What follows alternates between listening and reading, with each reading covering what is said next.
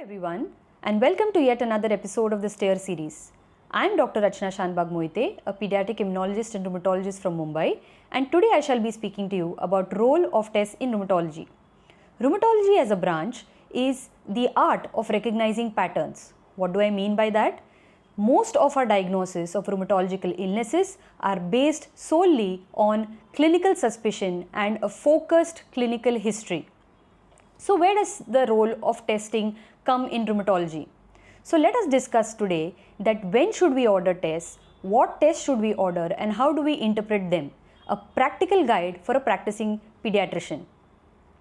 When we order tests in rheumatology, it is mainly to support our clinical suspicion, assess the disease activity, it helps to classify the disease or even monitor the treatment response and toxicity. However, these tests cannot replace our clinical judgment. It goes to say that the role of tests in rheumatology is to either confirm or refute a diagnosis and then help in management of the patient. Thirdly, the tests are categorized under the following subheadings, that is markers of inflammation, tests for autoantibodies, tests for complement system, and finally tests for assessing organ involvement and certain imaging techniques. Let us begin with the first group of tests, that is markers of inflammation.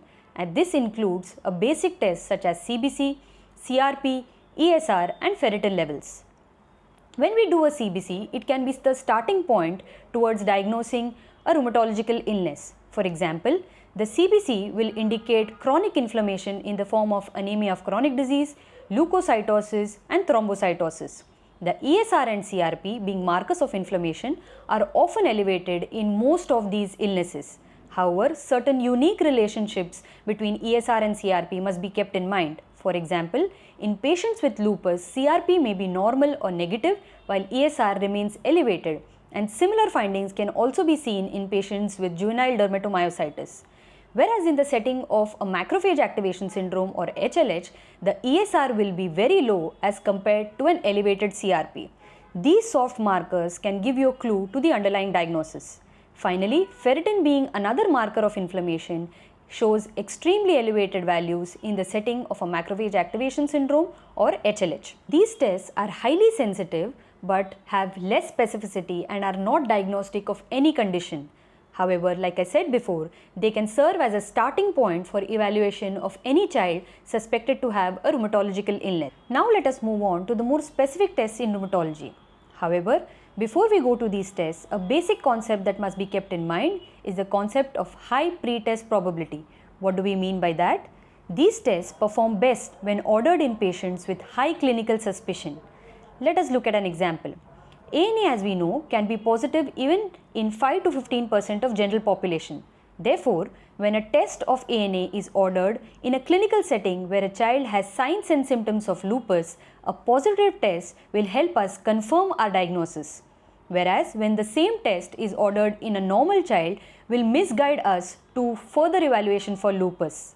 Therefore, having a high pre-test probability is extremely important before we ask for any of these tests in our patients. So let us begin with the first test, that is the anti-nuclear antibody test or the ANA test. ANA test, as we know, is one of the most commonly used or abused tests in rheumatology. It is highly sensitive but has a poor specificity. It is usually performed by two techniques, that is the ELISA as well as the indirect immunofluorescence, and as we know, ANA by indirect immunofluorescence is the gold standard method for performing this test. Why is that? Because ANA by IF has greater sensitivity and low chances of false positivity.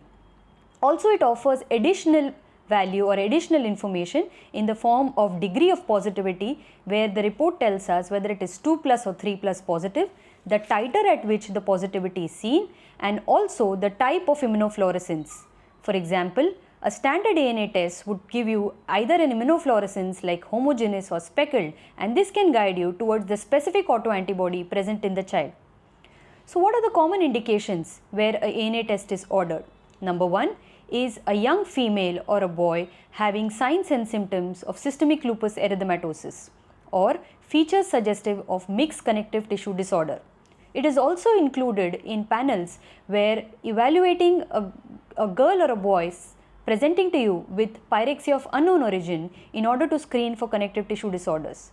And the third is in patients with JIA as a positive ANA test in juvenile idiopathic arthritis can increase the risk of developing uveitis. After having a positive ANA test, the next test that we usually order is the ANA blot or the ANA profile test, which gives us the specific autoantibody present in a given individual. Why is this test important? This is because certain specific autoantibodies are characteristic for an underlying autoimmune disease. To give you an example, anti-Smith antibody positive is specific for lupus. Also, positivity of anti-dsDNA might give you a clue towards progression of kidney involvement in lupus children. Antibodies like antihistone antibody would be a marker of drug-induced lupus, whereas a positive SSA and SSB antibody will be seen in neonatal lupus conditions. The next group of tests are what we call as the RF test or the rheumatoid factor test. Rheumatoid factor is nothing but an autoantibody that is directed against the CH2 or CH3 domain of the Fc portion of the IgG immunoglobulin. This test is commonly ordered in a setting where a child presents to you with polyarticular arthritis.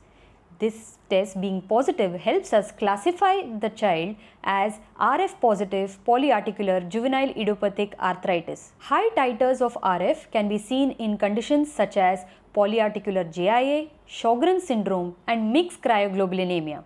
However, low titer RF can also be seen in healthy individuals and also after suffering from a chronic infection.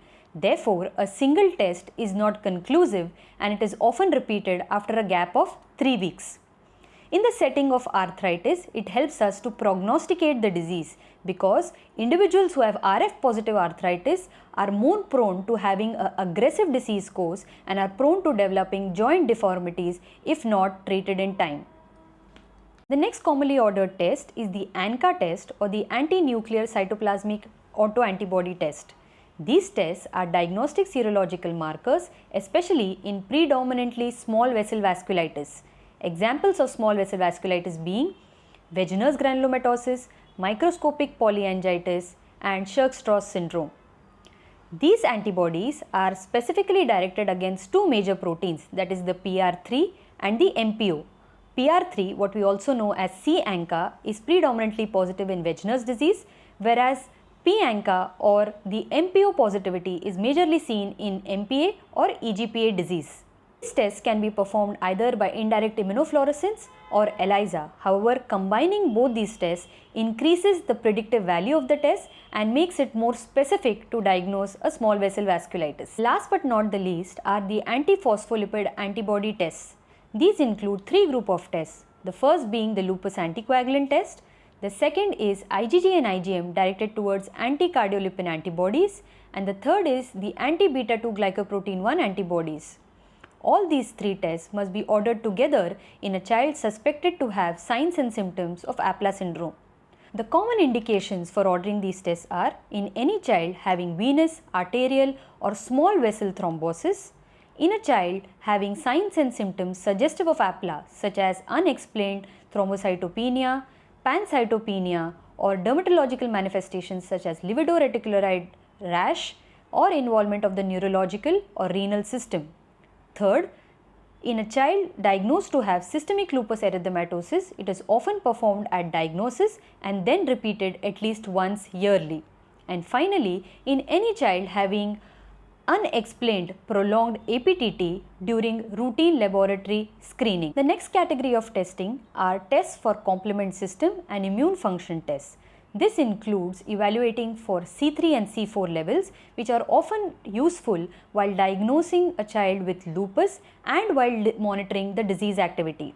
The next is the CH50 levels, which can give you an indication of complement pathway defects such as the classical pathway defects, and serum immunoglobulins, which are often elevated in the setting of a background autoimmune condition. Rheumatological illnesses being multisystem disorders, it becomes necessary to screen every organ system at the time of diagnosis and while monitoring the disease. A good example of this is in a child suspected with lupus, the kidney system is often screened thoroughly, and this includes evaluating with the help of a urine routine, a urine protein creatinine ratio, as well as the serum creatinine levels. Similarly, the liver function test must be looked at to look for hepatological involvement, and in a child who is suspected to have dermatomyositis presenting to you with muscle weakness, good tests to order are the CPK levels, LDH levels as well as serum aldolase levels, which are more specific to muscle breakdown. Imaging tests like CT and MRI can be of great help not only to rule out infections, but when used with contrast can also help us visualize the vasculature, especially in a child suspected to have vasculitis. Similarly, in conditions where children present with muscle weakness, an MRI with stir imaging can help us visualize the muscle edema, which could be diagnostic for underlying dermatomyositis. Finally, I'd like to conclude by saying that tests in rheumatology help us support our clinical suspicion, and no single test can help us confirm the disease. Therefore, rational testing is extremely important.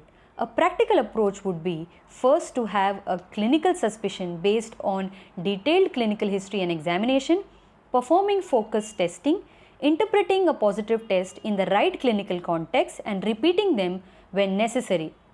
Finally, one must always seek the support of a specialist, in this case a rheumatologist, whenever in doubt. Thank you.